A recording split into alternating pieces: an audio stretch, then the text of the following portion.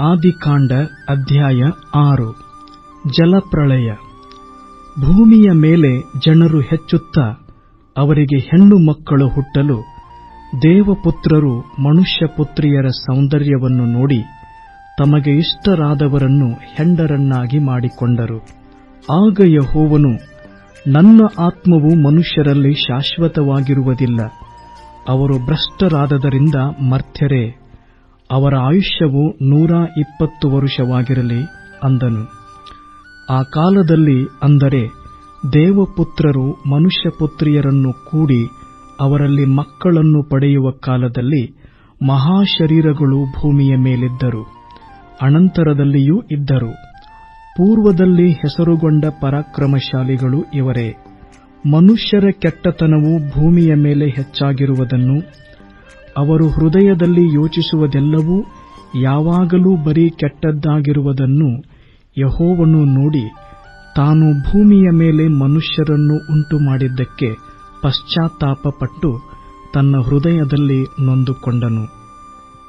ಮತ್ತು ಯೆಹೋವನು, ನಾನು ಸೃಷ್ಟಿಸಿದ ಮನುಷ್ಯ ಜಾತಿಯನ್ನು ಭೂಮಿಯ ಮೇಲಿನಿಂದ ಅಳಿಸಿಬಿಡುವೆನು, ಅದನ್ನು ಉಂಟುಮಾಡಿದ್ದಕ್ಕೆ ನನ್ನಲ್ಲಿ ಪಶ್ಚಾತ್ತಾಪ ಹುಟ್ಟಿತು.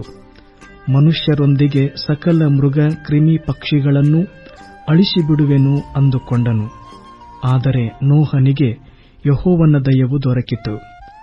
ನೋಹನ ಚರಿತ್ರೆಯು. ನೋಹನು ನೀತಿವಂತನೂ ತನ್ನ ಕಾಲದವರಲ್ಲಿ ತಪ್ಪಿಲ್ಲದವನೂ ಆಗಿದ್ದನು. ಅವನು ದೇವರೊಂದಿಗೆ ಅನ್ಯೋನ್ಯವಾಗಿ ನಡೆದುಕೊಂಡನು. ಶೇಮ್, ಹಾಮ್, ಯಫೇತ್ ಎಂಬ 3 ಮಂದಿ ಮಕ್ಕಳನ್ನು ಪಡೆದನು. ಭೂಲೋಕದವರು ದೇವರ ದೃಷ್ಟಿಗೆ ಕೆಟ್ಟು ಹೋಗಿದ್ದರು. ಅನ್ಯಾಯವು ಲೋಕವನ್ನು ತುಂಬಿಕೊಂಡಿತ್ತು. ದೇವರು ಲೋಕವನ್ನು ನೋಡಿದಾಗ ಅದು ಕೆಟ್ಟು ಹೋಗಿತ್ತು. ಭೂನಿವಾಸಿಗಳೆಲ್ಲರೂ ತಮ್ಮ ನಡವಳಿಕೆಯನ್ನು ಕೆಡಿಸಿಕೊಂಡಿದ್ದರು. ಆಗ ದೇವರು ನೋಹನಿಗೆ, ಎಲ್ಲಾ ದೇಹಿಗಳಿಗೂ ಅಂತ್ಯವನ್ನು ತೀರ್ಮಾನಿಸಿದ್ದೇನೆ.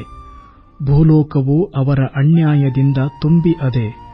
ನಾನು ಅವರನ್ನೂ ಭೂಮಿಯ ಮೇಲಿರುವುದೆಲ್ಲವನ್ನೂ ಅಳಿಸಿಬಿಡುತ್ತೇನೆ. ನೀನು ತುರಾಯಿ ಮರದಿಂದ ನಾವೆಯನ್ನು ಮಾಡಿಕೋ. ಅದರಲ್ಲಿ ತುಂಬ ಕೋಣೆಗಳು ಇರಬೇಕು. ಒಳಕ್ಕೂ ಹೊರಕ್ಕೂ ರಾಳವನ್ನು ಹಚ್ಚು. ನೀನು ಅದನ್ನು ಮಾಡಬೇಕಾದ ವಿಧಾನ ಹೇಗೆಂದರೆ, ಅದು 300 ಮೊಳ ಉದ್ದವೂ 50 ಮೊಳ ಅಗಲವೂ 30 ಮೊಳ ಎತ್ತರವೂ ಉಳ್ಳದ್ದಾಗಿರಬೇಕು. ಅದರ ಚಾವಣಿಯ ಕೆಳಗೆ ಸುತ್ತಲೂ 1 ಮೊಳ ಎತ್ತರದ ಬೆಳಕು ಕಂಡಿಯನ್ನು ಮಾಡಬೇಕು. ಪಕ್ಕದಲ್ಲಿ ಬಾಗಲನ್ನಿಡಬೇಕು. ನಾವೆಯಲ್ಲಿ ಒಂದರ ಮೇಲೆ ಒಂದಾಗಿ 3 ಅಂತಸ್ತುಗಳನ್ನು ಮಾಡಬೇಕು.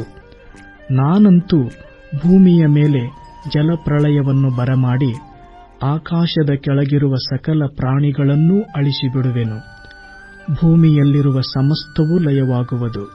ಆದರೆ ನಿನ್ನ ಕೂಡ ನನ್ನ ನಿಬಂಧನೆಯನ್ನು ಮಾಡುತ್ತೇನೆ. ನೀನು, ಹೆಂಡತಿ, ಮಕ್ಕಳು, ಸೊಸೆಯರು ಸಹಿತವಾಗಿ ನಾವೆಯಲ್ಲಿ ಸೇರಬೇಕು.